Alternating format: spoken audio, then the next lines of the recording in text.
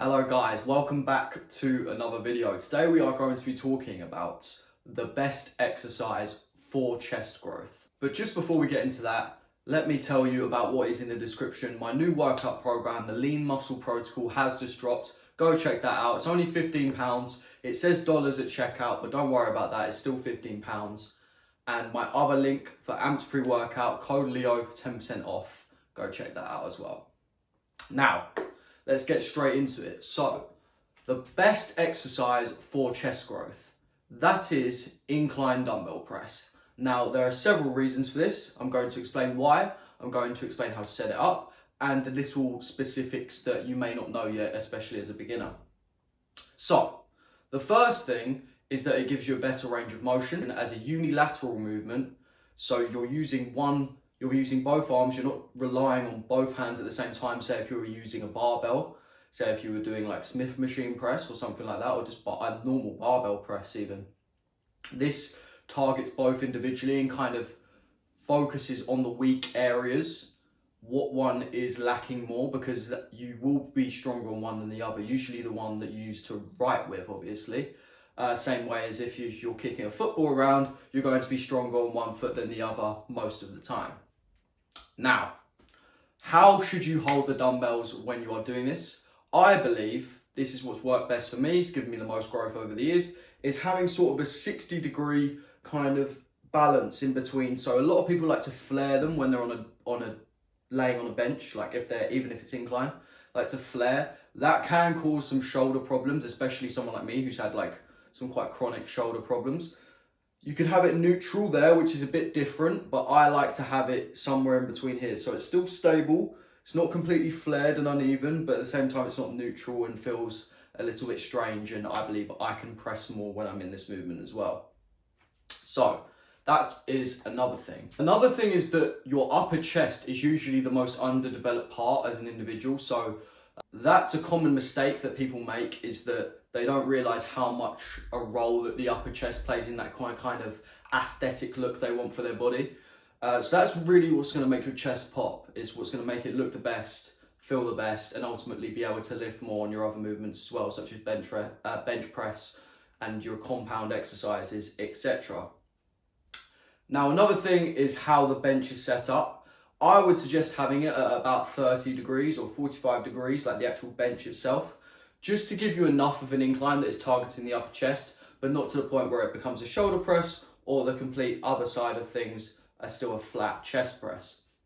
You want it to be targeting the upper chest, as I just mentioned before, as that's what's going to give you the best results and the best kind of look overall. It's also very good for shoulder health when you set it up in the way that I've explained already, with your 60-degree kind of motion when doing so.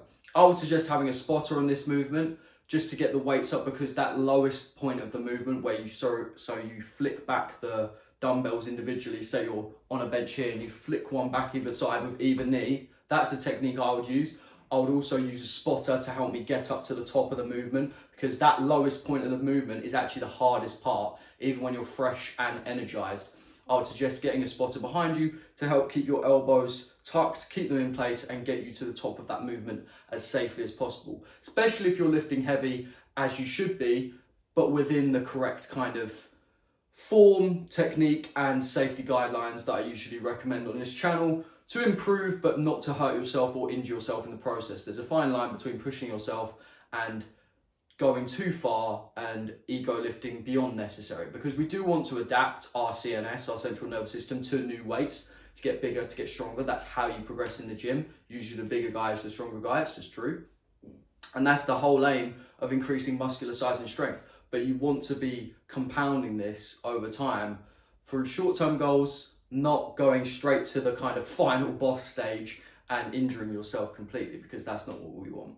Another thing is that I mentioned this earlier, is the range of motion. Now you should be able to control the weight throughout the entire movement without having to necessarily bounce the weight off your chest or have it come out of place because your grip's too weak on it. That was a common thing for me. My grip was too weak at one point when I was doing this movement, and I had to use wraps. Do it raw, don't do it with any kind of, unless you're really advanced obviously, do it with any kind of wraps or anything like that. You want to be doing this raw. We want raw strength on this channel. And to do that, you have to get the correct range of motion, come down fully, and kind of feel that squeeze, because that's how you're going to get the most growth. It's been shown that range of motion and that stretch you kind of feel, the same way as if you were doing a bent over row, is what creates most muscle growth, because it creates a lot of tension, a lot of mechanical tension, and it puts your body through the entire motion of the movement, which is what your muscle needs in order to progress and to grow.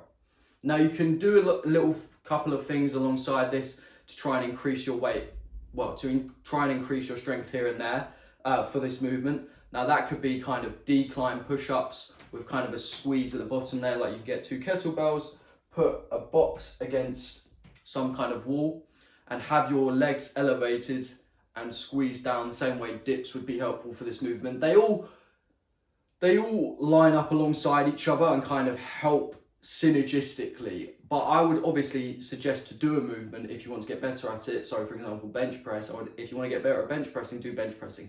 I'm just saying there are other exercises to kind of help increase your weight on this, increase your strength on this, and ultimately make you better, because they work synergistically. If you get stronger at one pushing exercise, chances are you're going to be stronger on other pushing exercises. But that is a wrap for this video. I hope you guys have enjoyed. I hope you've got a lot of value out of it. I hope it's been helpful. Any questions, leave them in the comments and I will reply. I'm trying to create a bit of a community on this channel, so any questions you have, please ask. Hit the like button, hit the subscribe button, and I shall see you later.